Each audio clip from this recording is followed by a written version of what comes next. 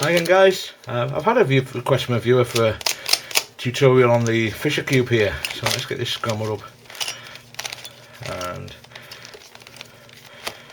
we'll get straight into it. Not too much to say. There are a couple of things that I need to point out along the way, but it's easier if I just do those during the solving process. Now, he had a couple of issues with this, and he's also said he's ordered a crazy E length, so I'm actually going to do a tutorial for that as well, because I've been asked for that a couple of times in the past as well, never quite got around to it, so I will do a tutorial for the Moyu Crazy E Lang puzzle while I'm at it as well. So yeah, I think we'll call that one about scrambled. But yeah, this is a fun puzzle, this one, and you'll see why it's a bit trickier than you might normally expect, since it is just a 3x3, especially if you're new to 3x3 shape mods. Okay then, so the first thing to notice about this is the centres. You've got two regular centres, you've got the white square and the yellow square, but the other four have all got two colours on each centre. So whereas the white centres can be in any position and it'll be solved still, no matter what the rotation is, with these two coloured ones, you have to have the centres oriented correctly to be able to solve the puzzle. So the first thing we're going to do, as you always do, or what I always do, is to solve the white cross. However, on this puzzle, I will point out a little later a way that will save you a little bit of difficulty on this puzzle, but we'll do it this way for now, standard kind of way. So we'll solve the white cross. So before you start this, you want to be comfortable with solving things like a 3x3 with beginner's method, because I'm not going to go into great detail about how to solve a 3x3 or anything. So you're going to need to be able to solve one of those before you tackle a puzzle like this, and I encourage you to go and find how to do that if you're not able to do that before trying to tackle this one, because I want to kind of build on the knowledge you'd have of that rather than trying to go through the entire thing. I have a series of puzzles teaching you how to solve the Rubik's Cube 3x3 on my channel, so if it's something you want to learn first, then go ahead and take a look at those. So yeah, the first thing I'm going to do, I can see I've got this white, green and orange edge here, so I can just turn that up into the white face. Now what I want to do, I'm just going to turn this face another direction for a moment, and you'll see why in a second, because the centre was actually lined up correctly. So what you'll always do once you've got it on the white face is turn it towards the centre it belongs with, but you can see the green-orange centre at the moment is incorrectly positioned. So the pairs of colours don't match up with each other. So all you've got to do, if you just, yellow face is my U face, I just bring this edge up to my U face, move it out of the way, and rotate this centre so it's the same way around as these colours. So I've got orange on the left, green on the right. Rotate this centre so I've got orange on the left, green on the right. Bring that centre back across, that edge back across, so it now matches the centre, and bring it back down to the white face, and you can see that they now match up. So let's find another white edge. I've got white, blue, red here, and they've got the blue red centre over here. Now what I'll do in this case, rather than putting it in and then rotating the centre, I can see that if I bring it around so I can move it up, if I was to do an L turn here, it'd put it next to the centre, but it'd be exactly the wrong way round. So let's just take it back down for a second, so it's on the yellow face at the moment, and just do an F2 on that blue and red centre, and then when I do an L there, you can see that those pieces match up with each other. I'm going to do an F turn and to put it back onto put it up onto the white face, and that's that one in position. I've got the white, green and red edge piece here, which is in the correct position but they're wrongly oriented, so what I need to do is just take it to the yellow face and move it out of the way. And then I'm going to do an L turn and then an F turn to put it into position. But once again, you can see that it's got the wrong orientation on the centre, so let's just put it back where it started from. Remembering that we're moving this edge out of the way on the blue and red, white, blue and red piece, so we will need to put that back in position once we finish this sequence. But I want to line this centre up, so you can see that the green is going to come down to be the bottom colour on this side, so I just need to rotate this centre so that the green is the bottom colour. Do an L turn to match them up. An F turn puts that on the white face, but I've moved this white, red and blue section out, so I just turn that back in, and that gives me three edges on my white cross. So the final one is here, white, blue and orange. Similar kind of situation as the last one actually. If I just turn it to the side and do an L turn, you can see there's an F turn will put it in position, but the centre will be wrong. So we'll do the same as we did last time. The blue is going to be the lower colour, so make the centre, the blue, the centrepiece, the lower colour. Do an L turn to pair them up, an F prime turn puts it onto the white face, and just bring this white, green and orange section back. And we've completed our white cross. So the next thing to do is our corners, and I've just realised that I forgot to mention earlier, but hopefully it's obvious by now anyway.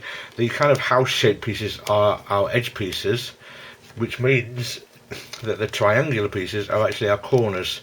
It may seem a little counterintuitive to begin with when you first start trying to solve one of these, but yeah, these two coloured pieces are the edges like you would get on a regular cube, and the corners, sorry, like you get on a regular cube where they'd normally have three colours, the three coloured pieces are the edges on this, where on a regular 3x3 they'd be the corners.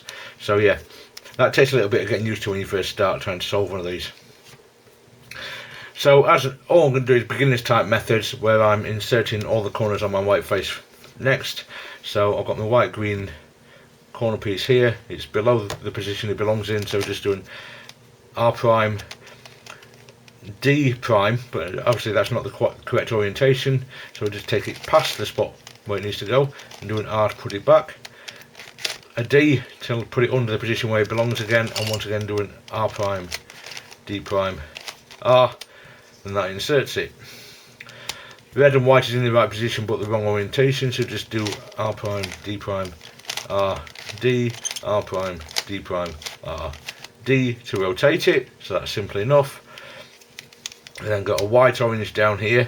I can see that rather than doing the R to insert this, if I do it on the left face, so I'm doing an L there and then a D, that will put it in the correct orientation, whereas if I did it the other way around, if I did an R prime and D prime, it wouldn't be the right orientation still.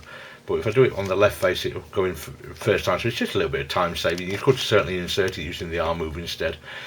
So anyway, so I do an L, D, L prime, that inserts that orange corner piece, and the final one is this white and blue one over here, so rotate it to below the position it belongs in. This one will insert correctly using the R prime, so R prime, D prime, R, and that's our first face complete. So the next stage, if you're using beginner's method, is to insert our middle layer edges. You can see that the green and the orange ones are the edges, but they're the wrong ones in position. So basically it's these single coloured pieces that are going in here. In the top layer we've got a blue one.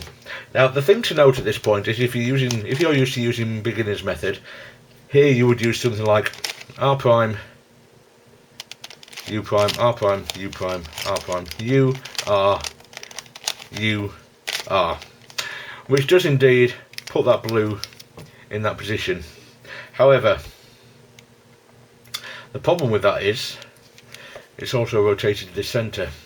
Now there are ways of fixing the centres at the end of the solve, but I'll show you the way I prefer to do these things. So let me just fix that centre in its correct place. So let me just let's see, R prime, U prime, R prime, U prime, R prime, U, R prime, and that centre's already wrong, so let me just fix that.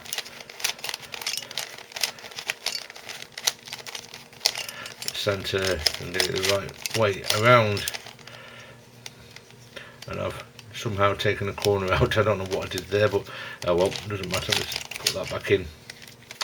Okay, so a better way of doing that so we don't rotate those centre pieces is the one I'm going to show you here.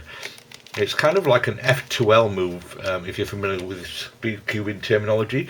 What you're going to do is bring the corner to the top layer, the corner from the white face, and pair it up with this edge piece, and then insert them both together. Because you've already got this corner in here, there's a specific way you can do this, and on this puzzle in particular it doesn't actually matter which way you do it, because you can't tell for the moment which way around it needs to go. It can either go that way in and it'll be solved, or it can go that way in and it can be solved. And as you will see, that does cause some problems later in the solving process, but that's for a later time. So all we're going to do, we're going to put this orange piece above one of the centres which it joins onto.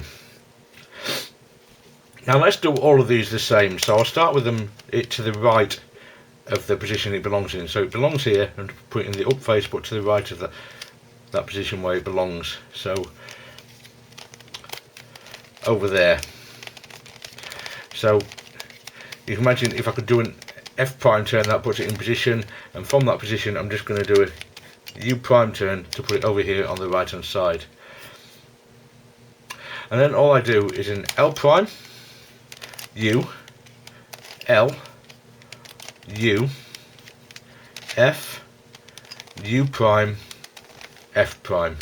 You can see that's inserted that edge, it hasn't rotated the centre, and the corner is back where it belongs. So let's just let me just take that back out a second and show you one more time how I did that, because it's not necessarily intuitive way of doing this until you get used to it.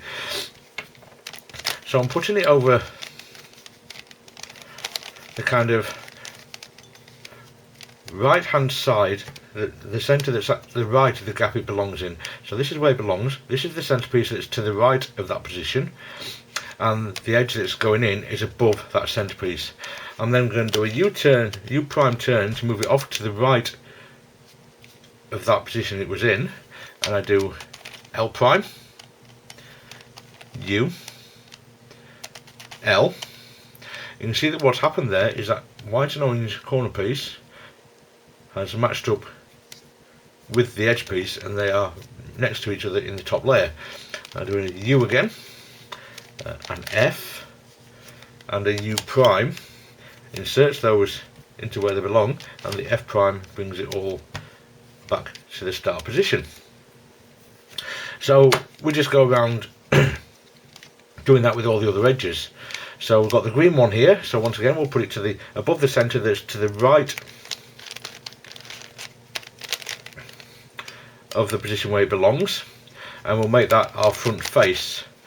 We do a U prime to move that off to the right, then we do again L prime, U prime, hang on, sorry I'm saying that wrong, so that's U, not U prime, I do apologise for that. So it's L prime, U, L. I hope that's not been too confusing for you, the previous step. So it's L prime, U, L, U, F, U prime, F prime. And once again that's inserted that green edge, and it hasn't rotated any of the centres that are next to it.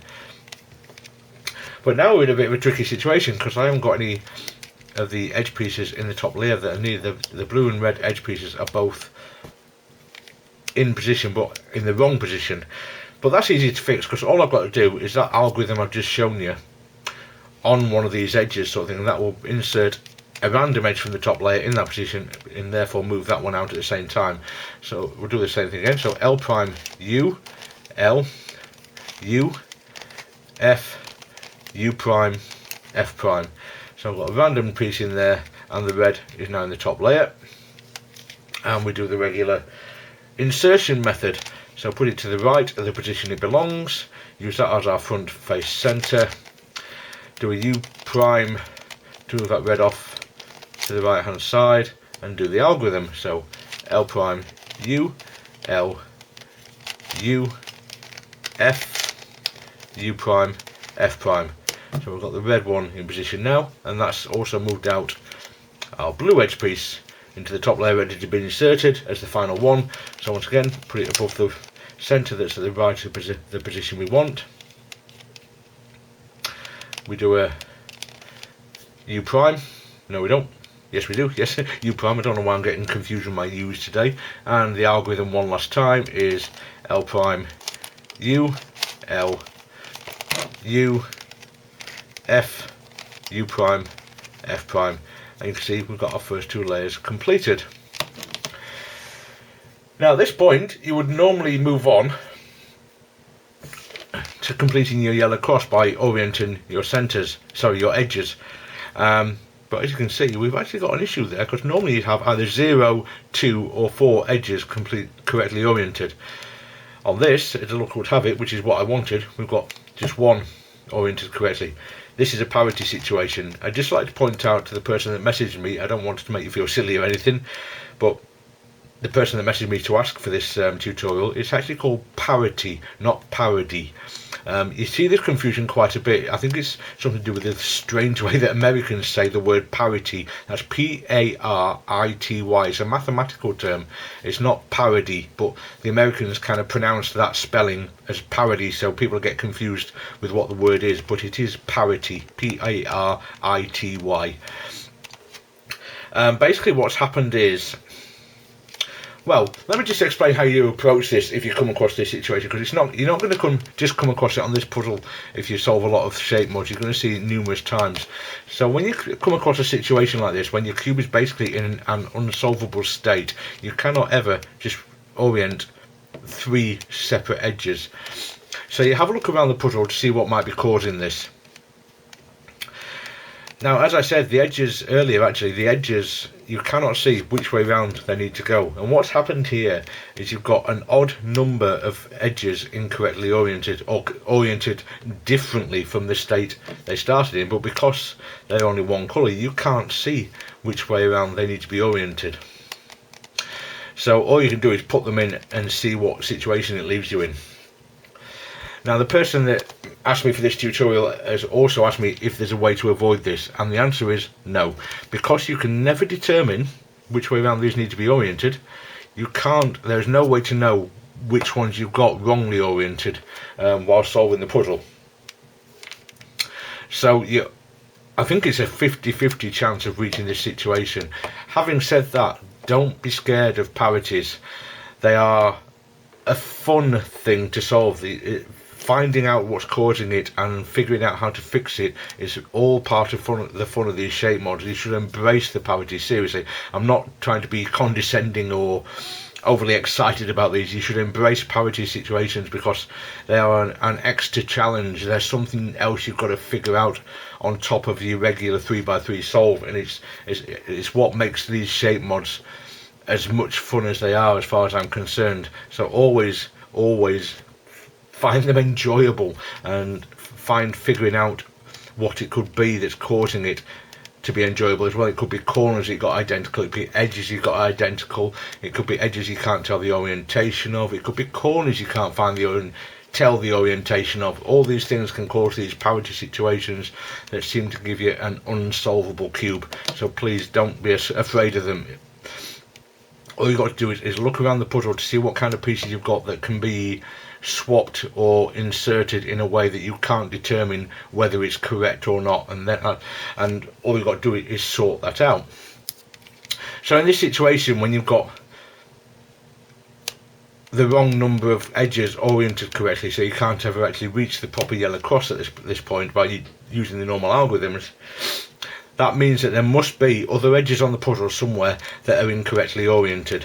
So because you know that one of these must be incorrectly oriented, these are the ones we've got to sort out, because these 4 are the only 4 on the puzzle, on this particular puzzle, that can be incorrectly oriented and without being obvious visually. So all you've got to do is remove one of these edges, rotate it so it's 180 degrees when you put it back in again, and that will fix the problem. There's an easy way to do this using the algorithm we've been using for inserting the edges in the first place. We'll insert a random edge from the top layer into this position using the algorithm we just used, and then just reinsert this edge the way we've been doing it, and that will actually fix the problem. That actually rotates it 180 degrees. I'll show you what I mean. So if we do that, L prime, U, L, U, F, U prime, F prime, you can see that the corner's back in and it's removed that orange edge from there. So let's just insert it exactly the same way as we've been doing all the other times. So position it to the right of where we've had it, where it needs to go, above the centre to the right of where it needs to go. Move it off to the right hand side with a U prime and do the algorithm one more time. So L prime, U, L, U, F, U prime, F prime.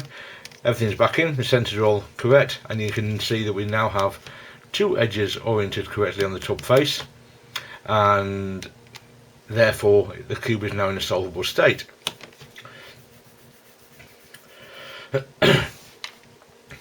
So yes, performing that algorithm twice on the same spot, performing that algorithm to remove that edge and then reinserting it the way we did actually rotates that edge 180 degrees, and that leaves us with, in the same process, it rotates another edge on the puzzle sort of thing. So you've got all your edges are now in solvable state. So we now orient the yellow cross the same way as we always would on a regular 3x3 in beginner's method. If you know other OLLs to do this, then by all means use those instead. So just do the double F, R, U, R prime, U prime, double F prime. I've got our edges oriented. We now solve our corners. So we haven't got two adjacent, oh no, we need to orient our corners first, of course. Now remembering the small triangles are the corners, I can see right now that I've got one oriented correctly, and if I put that at the back right I can do an anti-zoom because I've got yellow facing me there to orient them. But yeah, use whatever method you use on the regular 3x3 to orient the corners. So R to U, R prime, U prime, R, U prime, R prime, and as luck would have it, I've actually got all the edges in the right place, but they are going to get messed up when I do the corners, but oh well. So see if we can get two corners in correct position. I've got red and orange, so they're opposite, so this isn't going to work with one swap, but I'll do the beginner's method algorithm I use for swapping two adjacent corners, and that will give me two next to each other that are solvable then. So it's R prime, F, R prime, 2B, R, F prime, R prime, 2B, 2R. And that will give me two corners that I can, yeah, there we go, put in position. So I've got green solved and orange solved, so I just need to swap the red and blue ones. So once again, with those on the left and right of the front, R prime, F, R prime, 2B, R, F prime, R prime, 2B, 2R. And as it turns out, that's actually solved the entire puzzle. However, it's entirely possible that you would have to move the edges around using your regular 3x3 algorithms as well, but as I said, this isn't meant to be a full 3x3 tutorial, so you should really know how to do that already. You move the edges around just exactly the same way as you would on a regular 3x3, and that will solve them for you. So yeah, that's it for this puzzle. I did mention earlier that there's a way to kind of make things a little bit easier on the middle layer, but it doesn't make a huge amount of difference. It just means you've got less orientation to do, and that is by you use this face that I've got rotated at the moment as your first layer. So you would insert the edges on this layer, so your cross would be that green edge, that orange edge, that white, green and orange edge, and your yellow, green and orange edge. That would be your first layer. And then when you come to the center layer, the white and yellow edges, centers, don't need to be oriented correctly. The problem with that is you can't then do the normal edge rotation that I just did to get your edges oriented correctly if you've got some inserted the wrong way around. So I prefer to do it the way I just showed you, because it makes it easier to rotate these center layer edges if if you find some with that find you've got that parity where they're inserted the wrong way around. Whereas if they are the top and bottom layer, as they would be if you're solving it like that, this is the way I've seen people say that it's better to solve some of these shape mods.